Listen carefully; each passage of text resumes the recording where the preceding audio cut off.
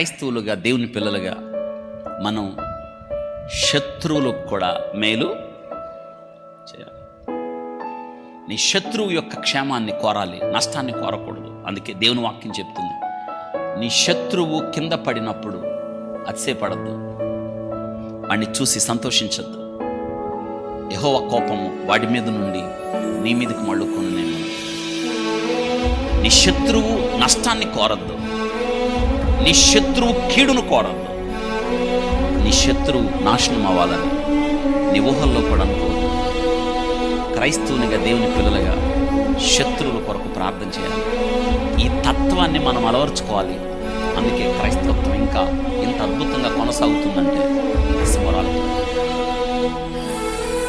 నీ శత్రువు ఆకలి కొంటే అన్నం పెట్టు, దాహమైతే నీళ్ళు. ఇలా చేయడం ద్వారా వాడి తల మీద నిప్పులు. That's our style. మనం చేసేది అది. వింటున్నారా? ఇదే ప్రభు చెప్పాడు కొండ మీద ప్రసంగంలో. అర్థమైందా? ఇది క్రైస్తవత్వం అనేది ఇట్స్ లైఫ్. ఇది మతం కాదు, గుర్తుపెట్టుకోవాలి. ఇది మన జీవితం, మన గమ్యం, మన నడవడిక. వింటున్నారా?